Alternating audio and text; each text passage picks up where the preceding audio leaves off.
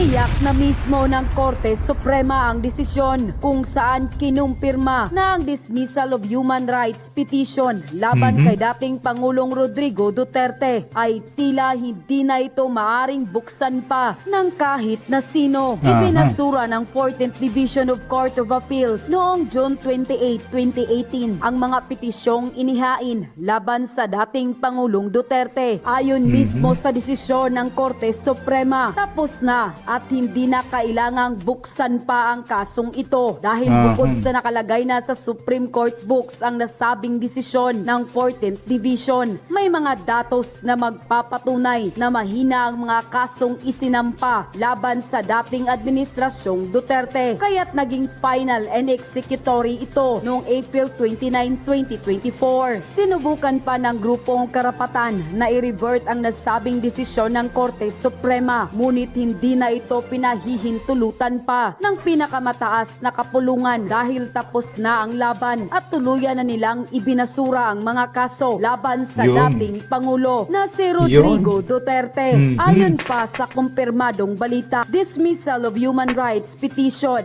versus Duterte reaches finality. The dismissal of petition for protective writs filed by several human rights group where former President Rodrigo Duterte was impleaded has attained finality. In a document made public Thursday, the Supreme Court has already released the entry of judgment for the case of which a decision has become final and executory on April 29, 2024. Under court rules, an entry of judgment means the decision was already recorded in the SE's book and can no longer be appealed or revised. The case was about the petition for review filed by Karapatan Rural Missionaries of the Philippines, RMP, and Gabriela that sought a reversal of the Court Appeals decision dismissing their petition for writs of amparo and habeas data to protect their members. The same petition was dismissed by the 4th Division of the Court Appeals on June 28, 2018. The petition for review and certiorari filed on June 28, 2019 at the Supreme Court, which raised issues on the CA decision, was followed by 2 or more manifestations filed by Karapatan after the extrajudicial killing of 3 of its human rights workers, Zara Alvarez,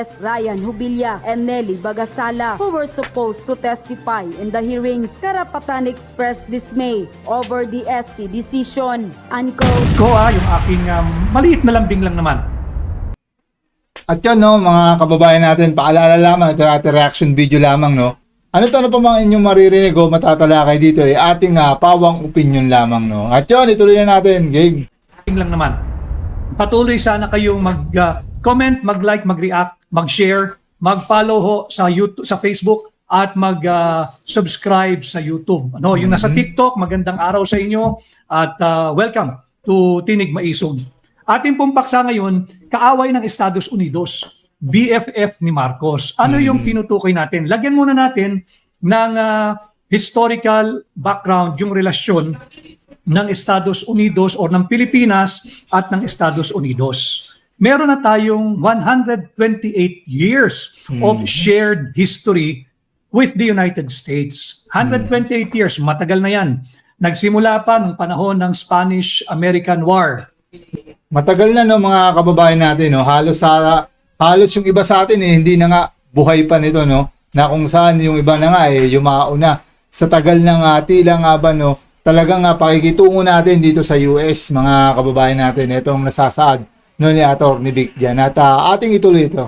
Na nagkaroon din tayo ng colonial period and post-colonial period. Kaya mas mahaba di hamak yung ating siguro naririnig ninyo sa mga leader ng ating bansa, leader ng Amerika, yung laging sinasabing shared history. 128 years po yan, malalim, Grabe, matagal na. Ganon din 128 yung years. ating 80 years of formal diplomatic relations. So titingnan yung malalim, 128 years yung shared history, nagsimula ng Spanish-American War, nagkaroon din tayo ng hindi pagkakaunawaan sa Amerikano nung kanilang tayo'y sinakop, nagkaroon din tayo ng shared history nung tayo'y lumaban, balikat sa balikat ng World War II. At yung ating formal diplomatic relations ay nagsimula 80 years ago. At Grabe, syempre, 80 years. yung lagi nating naririnig na ating yung Mutual Defense Treaty, 75 years na po tayong alyado, Grabe, treaty ally ng Estados Unidos. So malalim talaga. Ngayon, Sobrang lalim na ng mga kababayan natin na kung saan sa ating treaty dito nga no, sa US tila nga ba napakalawak na talagang napakalalim na ng saklaw no na ating tila nga ba no nakakamit dito sa US. Ito nga naipapaliwanag dito. At yun, tuloy ba natin? paano napunta sa ganito kalalim na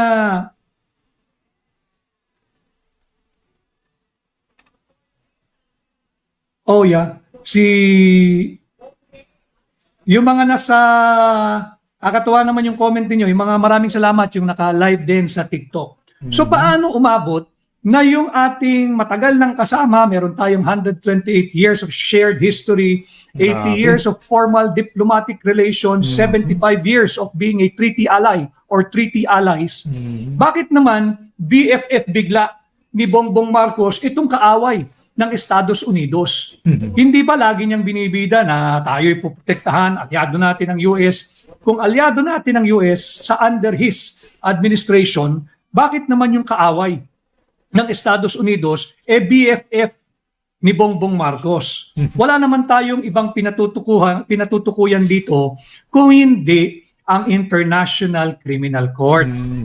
Kung sisilipin ninyo yung ating pahina dito sa Facebook, a couple of days back, I think last week, ay nag-post tayo nung nag-viral yon, hindi lang sa aking pahina, sa lahat, worldwide, yung naging pahayag nung State Secretary ng Estados Unidos, si Secretary Marco Rubio. Talagang tinuligsa niya yung International Criminal Court. At narinig natin doon yung mariin niyang pagkondena dito sa pangingialam, panghihimasok, pagyurak sa mga lokal na batas ng mga alyadong nasyon ng Estados Unidos. Ganyan-ganyan ang ginawa ng International Criminal Court na pinalagan ni Uncle Sam. Pinalagan. Ito nga no, yung mga hindi nagugustuhan no ng US dito nga no sa ICC na umano mahal na mahal ni BBM nga. Ito umano nga ICC na to na kung saan best friend kung ituring umano matalik na ka-ICC ng ating Pangulo nga. At yun, tuloy ba natin? Ng Amerikano, pinalagan ng Estados Unidos. Pero dito sa atin, alam naman ninyo, yinurakan yung ating saligang batas, sinangkalang yung ating soberanya, ipinagkanulo ang mga kapwa natin Pilipino, kagaya ni Pangulong Rodrigo Roa Duterte, at ngayon pati si Senador Bato, at yung mga iba pang katulad nila. Ginagamit itong ICC bilang isang panakot sa lahat ng mga nagsasalita at magsasalita laban sa pang-aabuso, kurakot at korupsyon ng Marcos administration.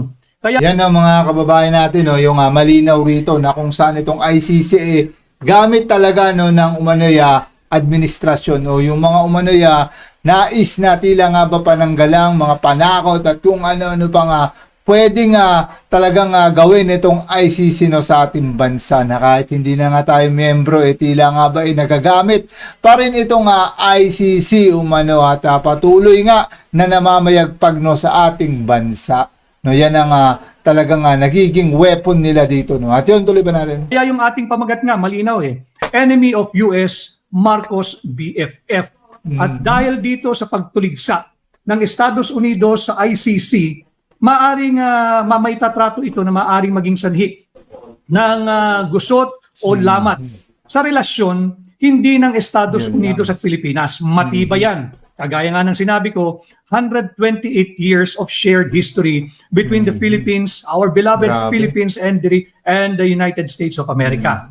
80 years of formal diplomatic relations and 75 years of being treaty ally ang Estados Unidos. So matibay yan, hindi matitinag basta-basta yung relasyon ng Pilipinas sa Estados Unidos. Pero ito ay magiging potential strain o magsilbing lamat o hindi mabasag ng tuluyan ang relasyon ng Trump administration at Marcos Jr. administration. Ano konteksto? Si Marcos, isinuko niya yung ating soberanya sa Estados Unidos. Nasaksihan natin lahat. Kita natin lahat kung paano niya ipinagkanulo at hinayaan yung state-sponsored abduction ng nasaksihan natin sa mainstream media, sa social media. Nakita natin yan kung paano hinayaan ng Marcos Jr. administration ang isang state-sponsored abduction nung kinuha ng walang anumang warrant of arrest na ipinakita na nagmula sa International Criminal Court na wala namang jurisdiction dito sa atin o wala man lang kaakibat na o katumbas na warrant of arrest na inisyu ng local courts dito sa Pilipinas. At kanilang ito'y state-sponsored abduction, pwersahan sa pilitang kinuha si Pangulong Rodrigo Roa Duterte. Huwag natin itong kalilimutan dahil dito nagsimula yung pagkahetot-hetot ng ating bansa dahil lamang sa mali at marumi at makapanira na politikang pinapatupad ng Marcos Jr. administration. Huwag natin kalilimutan, kagaya ng sinasabi ko sa inyo, ang ating layunin, madagdagan ang inyong kaalaman, makadagdag tayo kahit paano makaambag sa inyong kamulatan at mapag-usapan natin yung mga napapanahon at maiinit na usaping panlipunan na hindi natin dapat kalimutan. Huwag kayong masyadong magpapadala diyan sa huwad na impeachment trial. Sinabi ko na sa inyo, first week pa lamang, Monday, July 6, ay naghain na ang aming grupo nila Attorney Bobet Torion, kini-question na natin. Mali yung yung assumption ni Senator Judge Chis Escudero bilang presiding officer. Kaya simula noon, I have to be candid with all of you, hindi na ako nanunood niyan dahil hindi ako naniniwala sa isang farce trial. Hindi totoong trial yan dahil dispalinghado yung ginawang basihan sa pagkakaupo ni Chis Escudero bilang presiding officer. Dahil yan mga kababayan natin, malinaw na itong impeachment talagang dispalinghado nga o talagang hindi makatotohanan o tila nga ba nais lamang talagang may gawing hakbang sa ating vice presidente. Etong impeachment tila nga ba warla-warla lamang dito sa ating nagaganap na pag-iimbestiga mga kababayan natin. Kaya wag niyong paniniwalaan yung mga tila nga ba nagiging impeachment sa ating vice presidente dahil nga mismong si Attorney Vic nga hindi na nanunood nito dahil nagiging tila nga ba hocus pocus comedy at kung ano pang tugan ng nangyayari dito sa impeachment na to, no? Kung napapansin nyo rin mga kababayan natin na talagang yung mga ebidensya o yung mga nagiging impeachment tila nga ba kanya-kanya lamang ang agenda dyan mga kababayan natin. Yan nga ang tila nga ba ang nais na iparating ni Attorney Vic Rodriguez. Sa tuloy pa natin. Nga na-chope itong yung Senate President. Unang araw pa lamang, hindi na dininig yung mga objection, bumitiw na bilang presiding officer at ipinasa kay Chis Escudero. Ito namang si Chis Escudero, kaliwat kanan na. Yung kanyang mga issuances, yung kanyang mga ruling, yung kanyang mga order na hindi na naaayon sa ating saligang batas. Kaya binabalik ko dito sa higit na mahalaga o hindi man kasing halagang usaping panlipunan, kagaya nung pagkanlong, pagkonsinti, pagkupkup, pagyapos ni Bongbong Marcos sa kanyang BFF na ICC na siya namang tinutuligsa, kinamumuhian at kinukondina ng Estados Unidos. Malinaw yan. Ganon din ang wala kasing inisyong warrant of arrest at walang ipinakita noong nagkaroon ng state-sponsored abduction ang Marcos Jr. administration laban kay Pangulong Rodrigo Roa Duterte. At dapat kasi yan under yung Article 59 ng Rome Statute, yan ay bibigyan ng pagkakataon yung court na mayroong local jurisdiction. Ano yun? Yung Philippine courts. Yung sinabi ko nga sa inyo, RTC, Court of Appeals, Supreme Court, pwede kang tumakbo. Dapat yan, idinaan muna. Dahil yan ay alinsunod sa mismong nagiging direktang pahayag ng Article 59 of yung Rome Statute. Yung local court will verify if the arrest was done according to our Constitution. Obviously, it was not done according to the express dictates of our Constitution.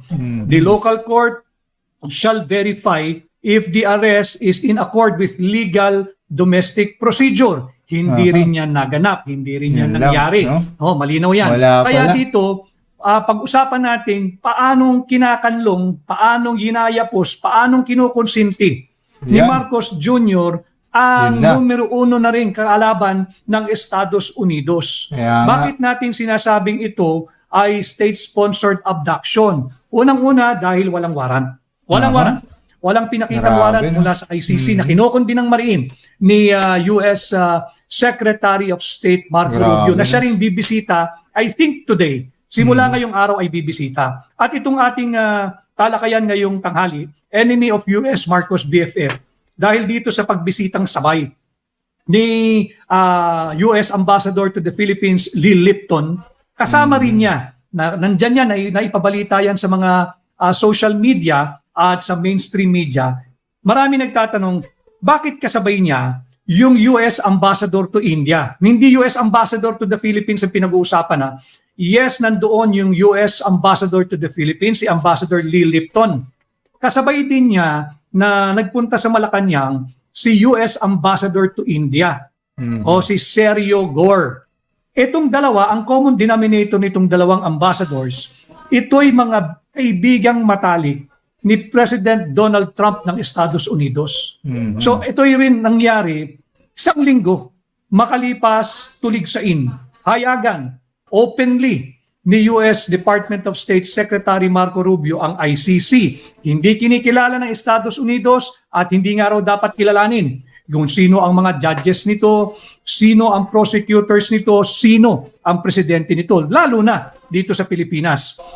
Marami pong salamat sa Yan nga ng mga kababayan natin, malinaw na dapat hindi nga kilalanin. Ito umano nga ICC-han no, dito sa ating bansa. No, dahil nga hindi nga gusto ito ng US na talagang itinatakwil ito no mga kababayan natin. Subalit ba't nagpipilit yung ating bansa na talagang masaklawan no, talagang maging kaanib pa nitong ICC na to o maging saklaw pa tayo nito no. Na kahit mismong US tinataboy na nga o binabasura na itong ICC no, sa ating bansa na talagang ewan natin kung bakit no yung mga agenda na nais gawin no sa ating bansa nitong ICC dahil gustong-gusto nga daw umano ito ni BBM no na tayo talagang tila nga ba magpaalaga o magpakarga dito sa ICC na to. At yun, tuloy ba natin?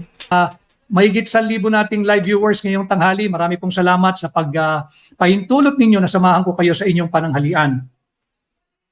Sabi ni Ricardo Fermin, ito nga yung pinag-uusapan natin. Dahil malinaw sa ating saligang batas, sa Article 59 ng Rome Statute, malinaw doon kinakailangan kung may warrant of arrest na inisyong ICC, kinakailangan itong ipakita sa local courts. Bakit? Kasi nga nakasaad sa ating Article 3, Section 2 sa Bill of Rights ng ating saligang batas na no warrant of arrest shall issue except upon probable cause to be determined personally by the judge after examination of the witnesses under oath or affirmation that he may produce. Ano? At doon sasabihin mo sino ba yung taong nais mong arestuhin at sa anong pagkakasala o anong kaso.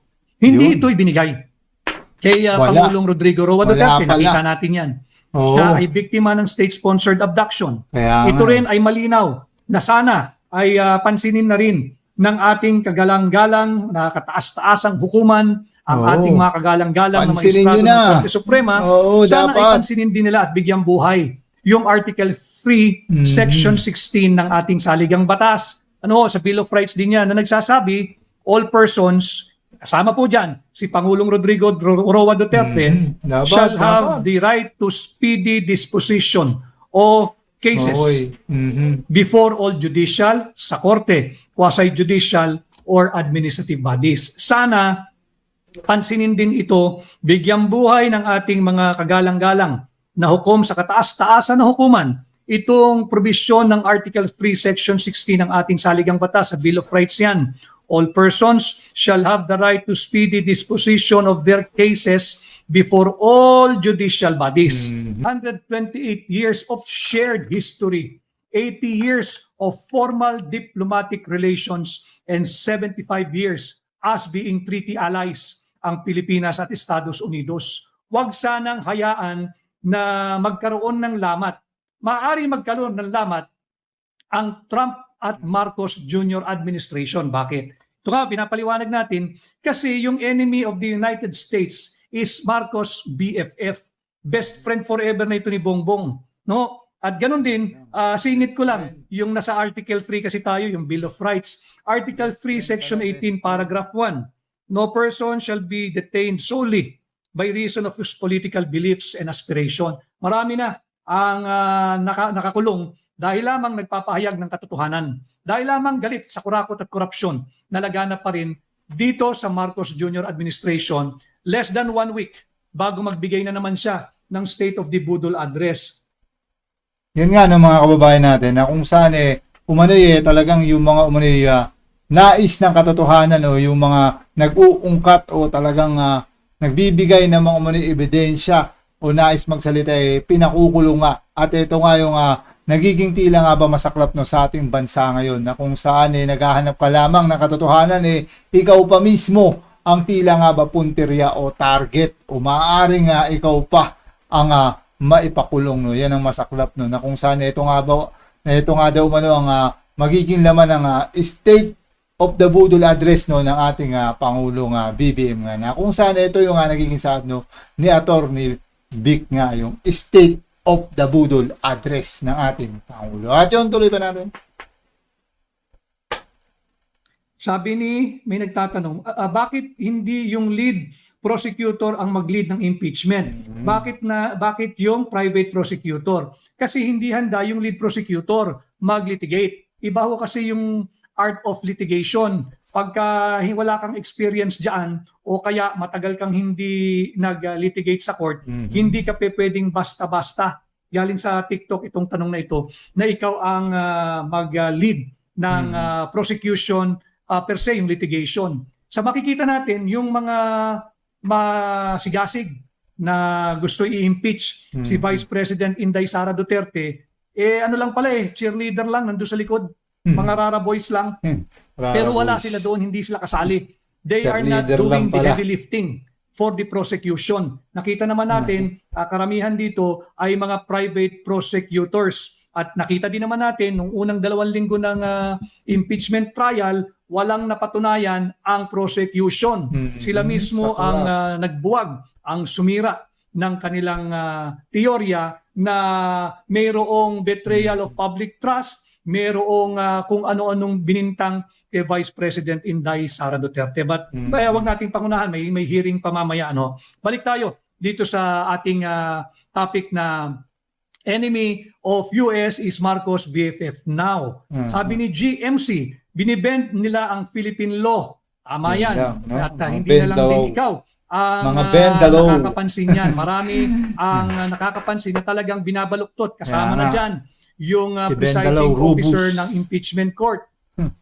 So nakikita natin dito na talagang linabag yung ating saligang batas. Kaya naman, marami nagtataka. Coincidence lang ba na nagkaroon ng lantaran at hayagang pagtuligsa ang ICC mula kay Secretary Marco Rubio? Di ba sinabi niya, hindi nyo na dapat kilalanin kung sino yung mga judges, sino yung mga prosecutors, o kung sino man yung presidente ng International Criminal Court, dahil wala naman silang jurisdiksyong makialam sa mga iba't ibang bansa, lalo pat alyado ng Estados Unidos. Kaya dito kanina sa ating panimula, ulitin ko lagyan natin ng tamang konteksto bakit natin sinisingil ang Marcos Jr. administration, sapagkat mismong Estados Unidos na ang nagsasabing walang jurisdiction ng ICC, hindi lamang sa USA, kung hindi sa mga alyadong nitong nasyon, katulad ng Republika ng Pilipinas.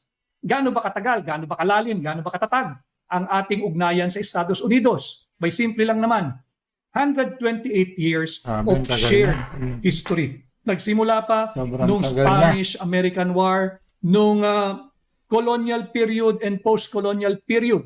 Nandyan din, lumaban tayo shoulder to shoulder nung World War II. So 128 years of shared history, 80 years of formal diplomatic relations, and 75 years of being treaty allies tayo ng Pilipinas at Estados Unidos. Pero magkasalungat na. Hindi na pwedeng itanggi, hindi na pwedeng hindi pansinin ang napaka-pronounced o kitang-kitang magkasalungat na polisiya ng Estados Unidos. Nagpahayag si Secretary Marco Rubio. Ang sabi niya noon, last week, Maraming po salamat sa mahigit 1,000 na natin na live viewers. Sana ho ay patuloy kayong mag-engage, mag-comment, mag-like, mag-share at mag-follow po kayo sa Facebook. Ganon din ho sana mag-comment, mag-like, mag-share kayo diyan po sa YouTube at mag-subscribe. Yung nasa TikTok, nababasa po natin yung iba ninyong komento, no? So sabi niya, ang ICC, nung itinatag, ang usapan lang dyan ay isa siyang global court that would step in to prosecute only the gravest offense. Yung mga crime against humanity, yan, genocide, yung naririnig natin, no? So yung sabi niya, ang usapan dito sa ICC, ano to korteng pandaigdigan, korteng pangkalawakan, napapasok lamang pagka hindi na kaya ng mga domestic courts na mag-prosecute. Dito sa atin, bukas naman lahat ng antas ng ating korte, and yet, hinayaan ng Marcos Jr. administration na yurakan yung ating soberanya. Tanong, sunod-sunod ang naging pahayag ng Estados Unidos laban kontra pagtuligsa, pagkondina sa ICC. Kahapon, sabay na bumisita yung US Ambassador to the Philippines, si His Excellency Lee Lipton. Barkada ito ni Donald Trump, kapwa niya negosyante from Florida. Kasabay niya, hindi rin ito coincidence, yung US Ambassador to India. Yung US Ambassador to India, hindi India Ambassador to the Philippines. US Ambassador to India na si Sergio Gore. No, bakit sila magkasabay? Sila ba'y may pinag-usapan, binapitan ba sila ni Marcos Jr. upang ipaliwanag ang kanyang pagkanlong, pagkilala at pagkukonsinti dito sa ICC? Nagpapaliwanag ba siya? Humihingi ba siya ng tulong dito sa dalawang ambassador? Ambassador of US to the Philippines, Lee Lipton, at US Ambassador to India. Nagkasabay na bumisita. Ang common denominator nito, barkada ito pareho ni Donald Trump, ang Pangulo ng Estados Unidos. They have a very, very clear, direct, and secure line pagdating kay US President Donald Trump. Meaning, may full access sila, may clear access sila kay US President Donald Trump. Ito ba ay dahil humingi ng oras si Bongbong Marcos through the US Embassy na harapin siya nitong dalawang influential miyembrong maituturing ng inner circle ni Donald Trump upang ipaliwanag yung kanyang patuloy na pagkilala, pagkonsinti, pagkanlong, at meron pang lumabas na aligasyon yung 18 sundalo. Tatandaan ninyo, nag-execute ng affidavit at sinasabing pinondohan pa yung mga opisyal at kawani ng ICC nung sila'y nagtungo rito upang maareglo na yung usapan nila na kanilang kikidnapin si Pangulong Rodrigo Roa Duterte. Nagpapaliwanag ba ang Marcos Jr. administration dahil hindi naman maitatanggi yung galit, ngit-ngit at pagkasuklam ng Estados Unidos? Dalawang boses ang matining dito. Mismong si US President Donald Trump at last week, yung mismong kanyang katiwala, si US Secretary of State Marco Rubio. Tinuligsa na yan eh. Coincidence lang ba? Sabay silang nagpunta doon kahapon at ngayong araw ay bibisita rin si US Secretary of State Marco Rubio. Si Trump ho kasi tahasan ng binanata ng ICC na walang jurisdiction sa kanila, sa kanilang mga mamamayan at sa mamamayan ng mga alyado nito. Kasama doon ang Pilipinas. For me, this will create a potential diplomatic strain in the relationship between the Donald Trump administration and Marcos Jr. administration. Bakit magkasalungat eh? At sinabi ito ni Marco Rubio, yung Secretary Marco Rubio ni Donald Trump, natatanggalan ng tulong ng military aid at kung ano pang tulong mula Amerika ang mga alyado nito na patuloy nakikilala, kakanlong at kukonsinti sa pangingialam, panghihimasok ng ICC. Nakita natin dito yan, kaya siningit ko yung Article 3, Section 16. Baka sakali mapansin ito ng ating kataas-taasan na hukuman, bigyang buhay yung provision of Article 3, Section 16. Dahil may nakabinbin pa na kaso, si Pangulong Rodrigo Duterte, ganun din may petition din si Senator Bato de la Rosa, humihingi ng tugon sa Korte Suprema kung meron bang jurisdiction ng ICC sa Pilipinas o wala. And again, 128 years of shared history 80 years of diplomatic relations and 75 years being treaty allies.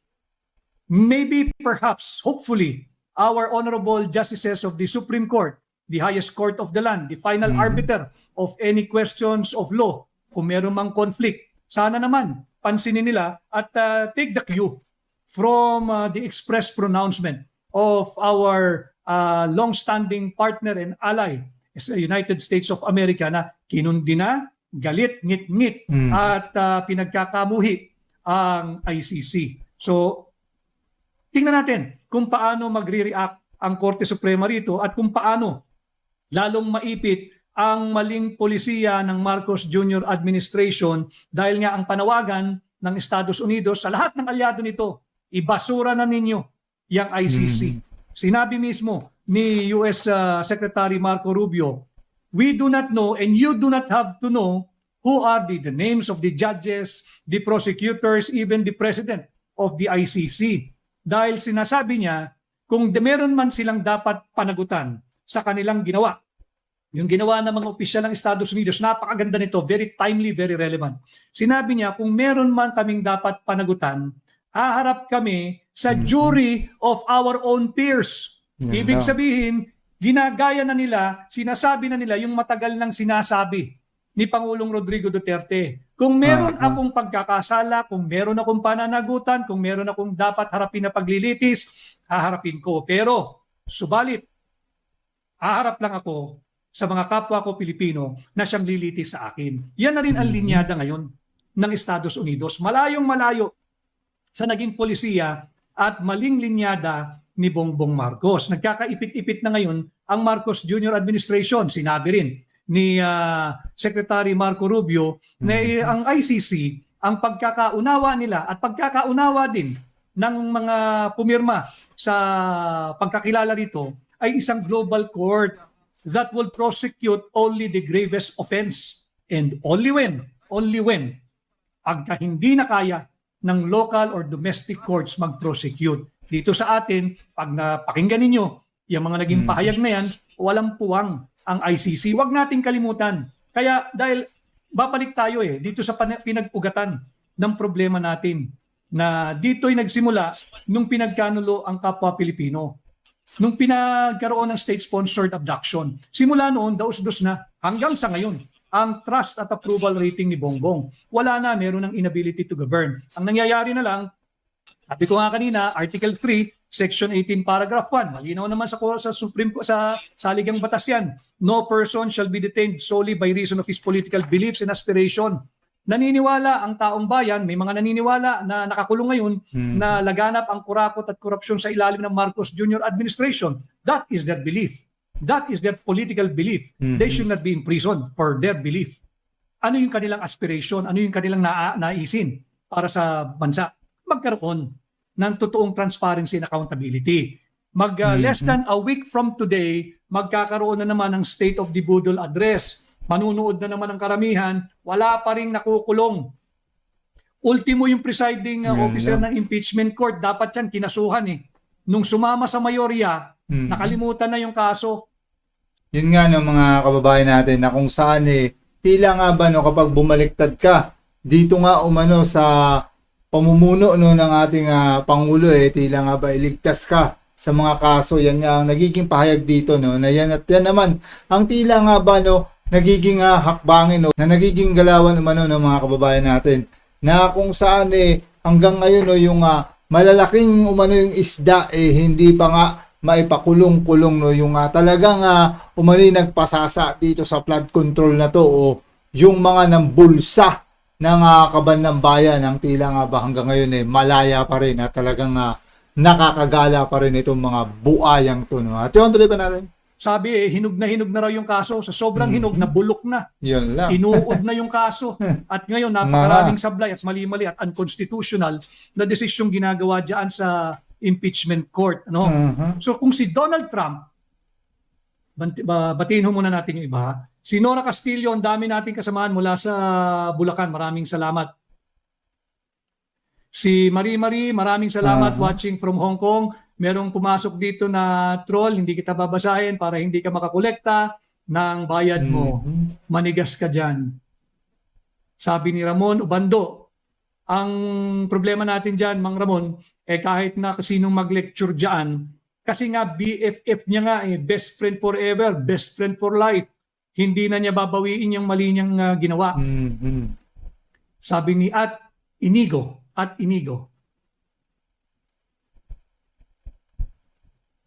Virgie Villanosa from Iligan City. Maraming araw na I am also confronted with that same question lingering in my mind. Kaya lang pag napapanood ko yung mga komento ninyo pag may live tayo, sinasamahan ako ng 100,000 sa Facebook, 1,000 sa YouTube at 1,000 na rin I believe sabi ni Miss Pam sa ating TikTok, nanonood, nakikinig, nag-i-engage. Hindi tayo pwedeng sumuko sa ating bansang Pilipinas. Isa lang to Hindi natin pwede sukuan ang ating kapwa Pilipino. At hindi rin natin pwedeng talikuran yung ating pagiging Pilipino dahil magpakalayo-layo man tayo sa Pilipinas, ang dugong nananalaytay sa atin ay ang dugong Pilipino. Kaya maaari nating harapin ito ng sama-sama. Tapang natin, maisog nating harapin ng sama-sama at ating tutulan yung malawakang korupsyon, malawakang kurakot, nandyan na naman ang tag-ulan, may mga lugar na binabaha pa rin, hindi naman nawala yan, at isang linggo mula ngayon, less than, magsosona yung State of the Budol Address, wala namang ibabalita. Laya pa yung sinabing hinugna ang kaso ni Chis Escudero at yung kanyang kasama na itinuro mismo ni Robert Bernardo, sobrang hinog, nabulok na. Nabulok na yung kaso ni Chis Escudero. Patapos itong iuurin, wala, bulok na.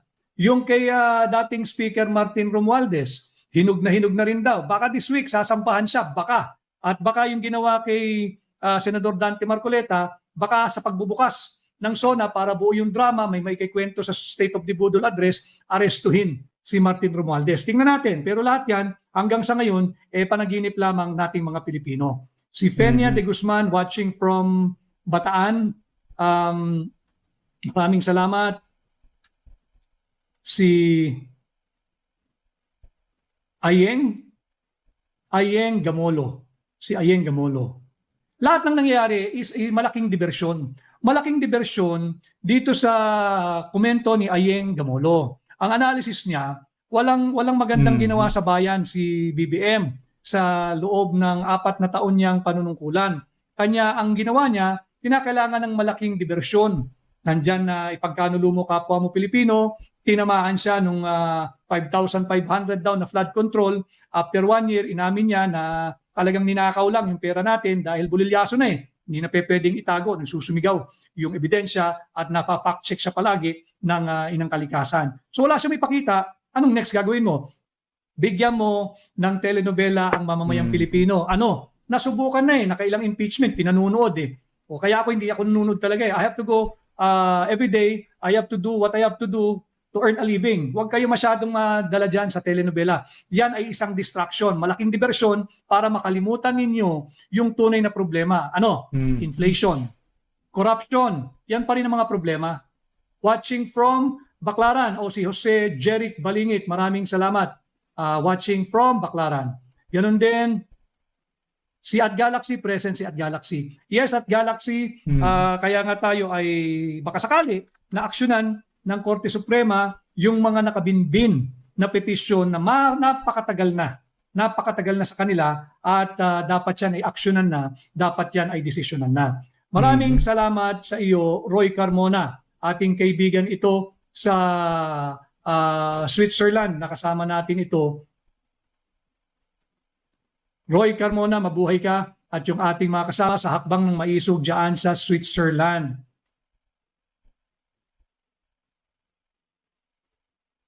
Watching from Bay Area, buti pa itong aking kapatid. Laging nakasuporta. Maraming salamat sa iyo, Patis.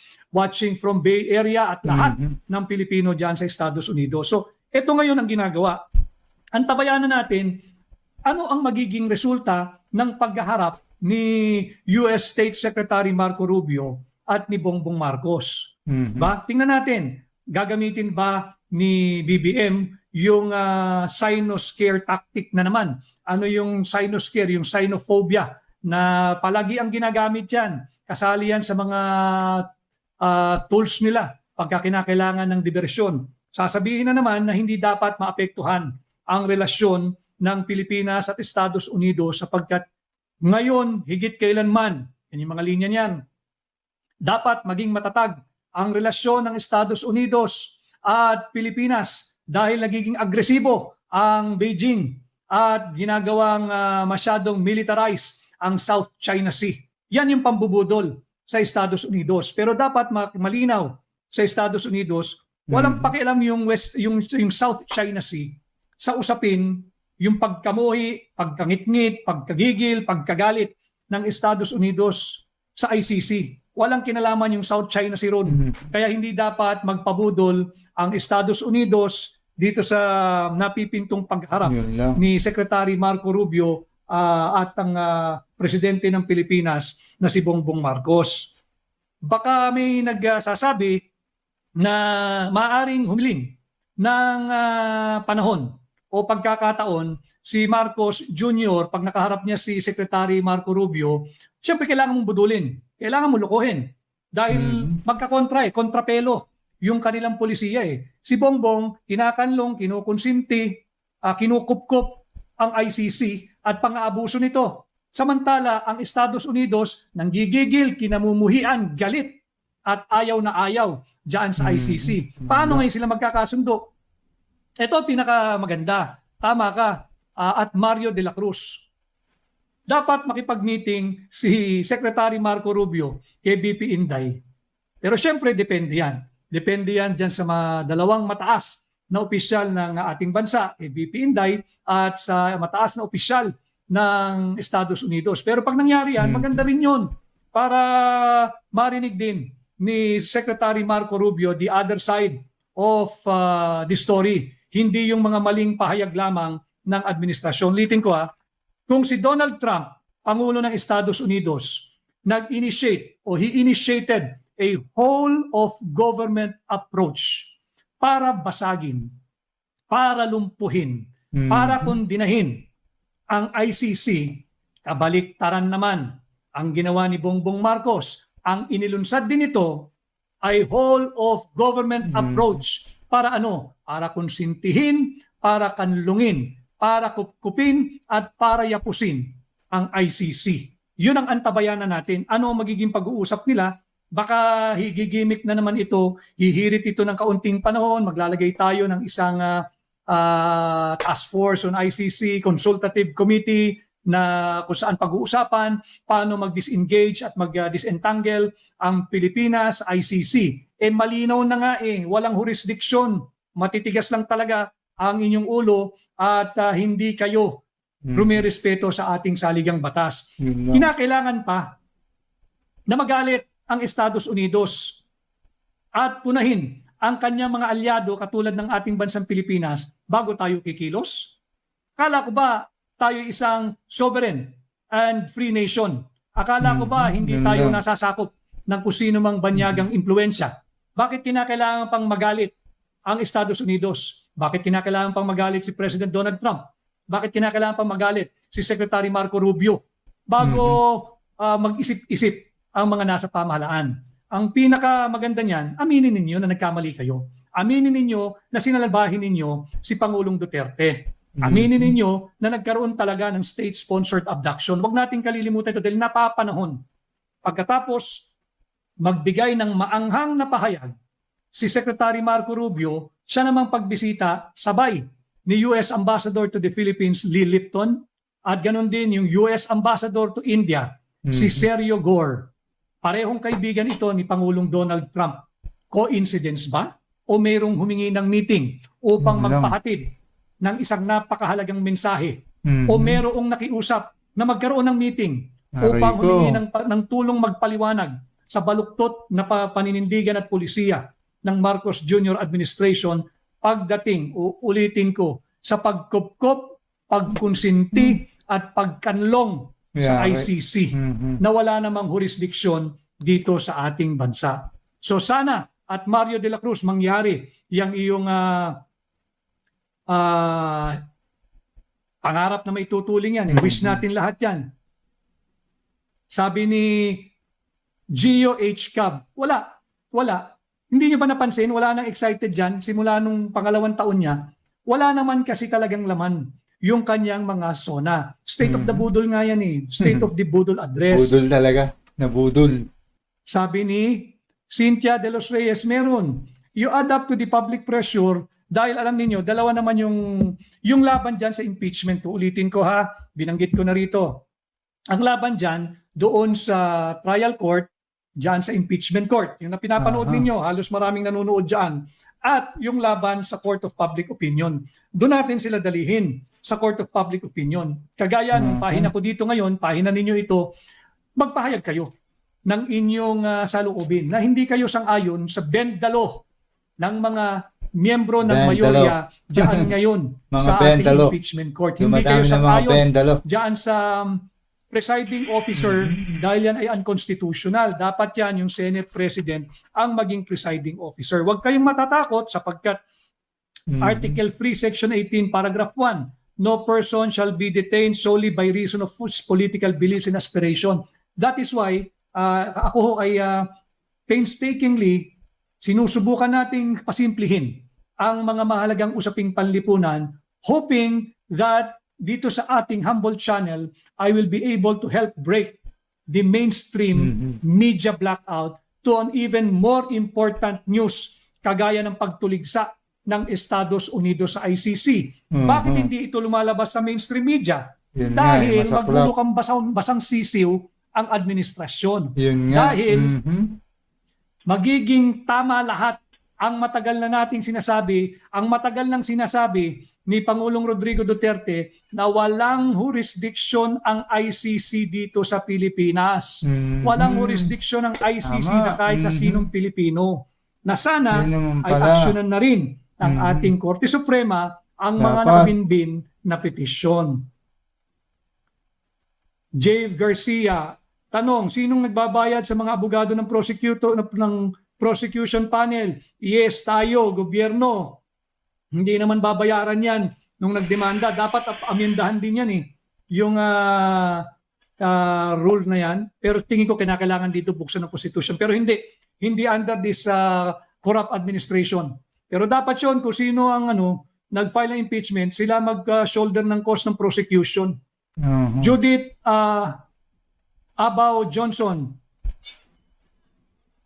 meron ako nakasabay kanina nung ako ay maagang nag-iensayo, si Mar. Mar, maraming salamat sa iyo. Galit na galit din si Mar. Si Mar ay ordinaryong mamamayan, hindi makapangyarihan, pero maisog na naninindigan. Ang sabi niya, pag may kailangan tulong, katukin niyo lang ako at ako'y tutulong.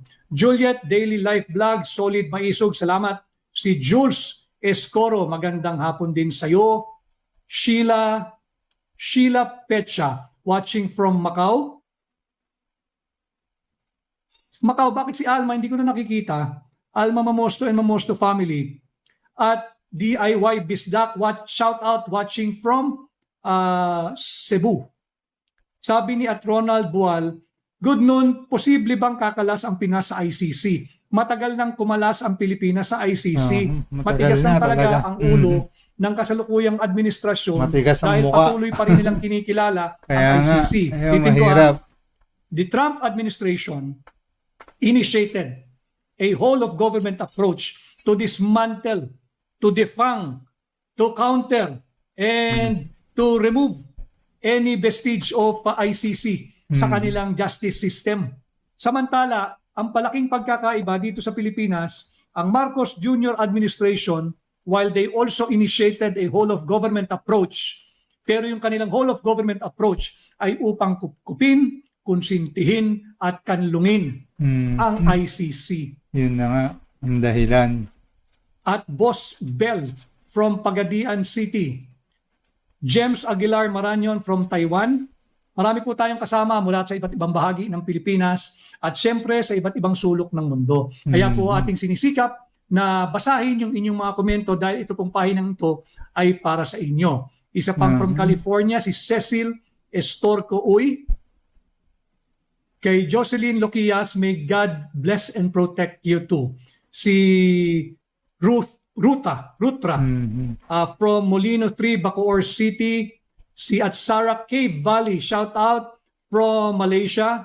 may kasama tayo, mag-iingat kayo lagi yung mga Pilipino dyan sa gitnang silangan, lalong-lalo na dyan sa Kuwait, katulad ni Jennifer Lemor Gallarda from Kuwait. Mag-iingat kayo at umiigting pa yung palitan ng putok sa pagitan ng Estados Unidos at bansang Iran. Mag-iingat po kayo dyan. Si Gio H. Cab ay from New York City. Si Marie Becerra Cashin ay from Chicago. Dami tayong kasama. Si Adjin Beril OFW from Hong Kong. Merong isang tao kung ang napakababa ang tingin sa ating mga minamahal na OFW. Yung mga taong yan, one of these days papangalanan natin yan. Kumikita yan sa gobyerno. Kumikita yan sa administrasyon ni Bongbong Grabe, Marcos. naka-payroll. Ang papel yan, mga PR, propaganda, at saka ads. Ang tingin Naka-payroll. sa mga OFW yan, napakaliit. Yung, Yun lang. gago yan taong yan. So, si Patay Atlisa ka. from California. Yari ka. Maraming salamat. Tucson, Arizona, si Lourdes Stevens.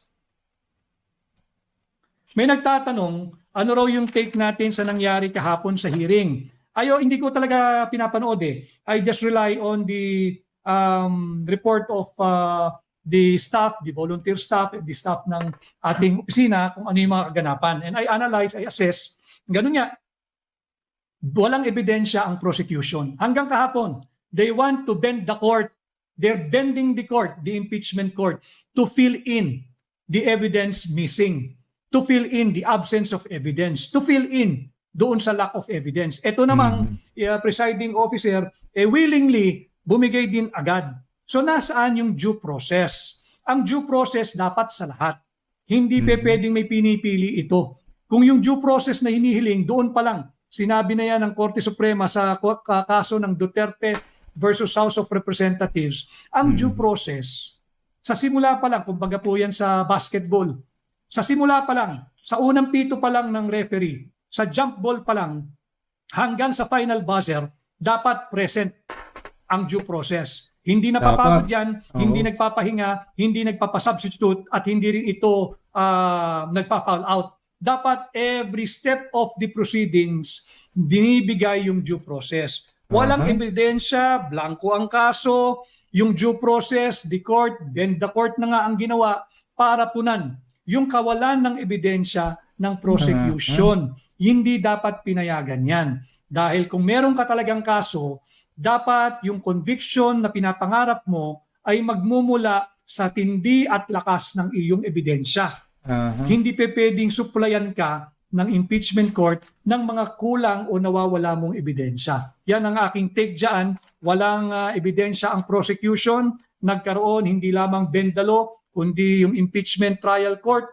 Yun ang binali at pumayag naman ang presiding officer at ginamit ang impeachment court para mapunan ang blankong kaso ng prosecution. So muli, ito yung ating talakayan ngayong araw ng Tuesday, July 21, na ang pamagat po natin, ang enemy of US is Marcos BFF. Malaking bagay na malaman ninyo sapagkat hindi linalabas ng mainstream media itong napakalaking kontrapelong polisiya sa pagitan ng Marcos Jr. administration at Trump administration. Sa pagitan ng polisiya ng Pilipinas sa pakikitungo sa ICC at polisiya sa pakikitungo ng Estados Unidos sa ICC. Huwag nating kalimutan itong problemang ito. Again, the administration of President Donald Trump ng United States initiated a whole-of-government approach to dismantle, collapse, and counter yung excessive na pangingialam ng ICC. Samantala dito sa Pilipinas, naglunsad din ng whole-of-government approach si Bongbong Marcos Jr. at ang Marcos administration upang kupkupin, konsintihin at kanlungin ang ICC. Yan yung usapin na dapat wag ninyong kalilimutan. Huwag kayong magpapalin lang diyan sa telenobelang kanilang isinusubo sa inyo. Ang pamagat ay impeachment trial of VP Inday Sara. Ulitin ko, ang laban diyan sa impeachment court. Yung mga nagtatanong ano ang magagawa natin kagaya ni Jing Kawaling ng Aklan at ng Boracay, be active in social media at labanan natin sila in the court of public opinion. Sabi ni Jennifer Kadungog, wala na rin kasi Jennifer itong mainstream media. Kanya nga sinisikap natin na mabigyan kayo ng napapanahon na mga usapin at tayo ay nagre-research din, nakikipag-usap din tayo sa ating mga network, sa ating mga kaibigan, nakikibalita para mabigyan kayo ng impormasyon. Dahil ito hindi pinag-uusapan eh. Bakit hindi pinag-uusapan ito? Mapapahiya. Pahiyang-pahiya ang Marcos Jr. administration. Sapagkat alam naman natin dito sa Pilipinas, again, in this context, 128 years of shared history, 80 years of formal diplomatic ties, and 75 years of being treaty ally. Ganyan kalalim ang ugnayan ng Pilipinas at Amerika. Kanya pagka mayroong posisyon o mayroong pahayag ng Estados Unidos, kadalasan sa ating mga Pilipino, karamihan, mga kababayan natin dyan sa Estados Unidos, talagang matimbang ang opinion ng Estados Unidos. Kaya ito hindi pinag-uusapan sa mainstream media. Talagang masasambulat, mali si Bongbong Marcos sa pagpayag na kidnapin o yung state-sponsored abduction laban kay Pangulong Rodrigo Roa Duterte, laban sa mismong Rome Statute, yung Article 59, na bago ka makapag-aresto, kahit may warrant of arrest ka pa, lalo na kung walang inisyong ICC, kinakailangan mong dumaan sa local processes, sa local legal process. Kinakailangan mong dumaan sa domestic court. Hindi ginawa yan, nakabinbin pa rin sa ating Korte Suprema na dito sa naging pahayag ni sa Secretary of State Marco Rubio ng Estados Unidos, sana ay aksyonan ng ating kagalang-galang na kataas-taasang hukuman, ang ating mga kagalang-galang na hukom diyan sa Supreme Court, inyong desisyonan na. At tuldukan na itong matagal ng usapin kung meron bang jurisdiction ang ICC dito sa ating bansa o wala. Kadalasan kasi sinusunod natin yung direksyon ng Estados Unidos. At ito nga ay taliwas dito sa naging pahayag ni Secretary Marco Rubio at dito sa ginagawa ng kasalukuyang administrasyon. Na malinaw naman, mayroong direktang utos mula kay US President Donald Trump to exert diplomatic pressure sa lahat ng allied nation ng Estados Unidos na talikuran at huwag kanlungin, huwag konsintihin, huwag kupkupin at huwag kilalanin ang ICC. Dito sa Pilipinas, kabaliktaran ang ginagawa ng kasalukuyang administrasyon.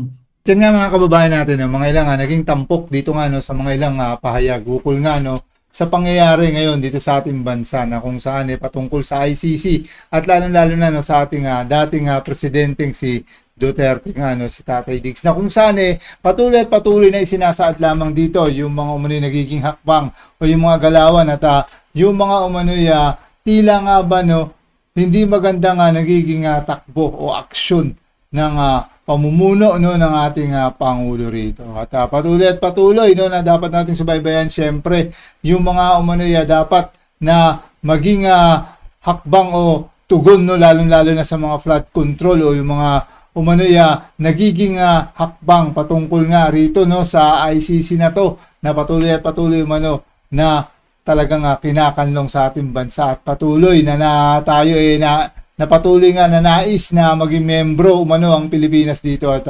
patuloy na tila nga ba nagiging kasangkapan o nagiging weapon ito ICC dito sa loob ng ating bansa at patuloy na pinapakita lamang dito syempre yung mga pagtuligsa at hindi naaangkop sa ating bansa o yung tuluyang pagkalas ng ating bansa dapat dito at napatuloy nga maibigay yung tamang hustisya dito sa loob ng ating bansa dahil may batas naman tayong umiiral at dito dapat litisin syempre yung mga nagkasala dito nga sa loob ng ating bansa. At eto nga yung yung nagiging kaso ng ating dating presidente na si Tatay Diggs o si Duterte, na patuloy at patuloy na talagang ito ang inilalaban pa rin ng ating attorney na si Vic Rodriguez, na dapat dito kasuhan dito litisin siyempre yung ating dating Pangulo at yung mga hindi nagiging magandang pamamalakad at pagpapatakbo ng ating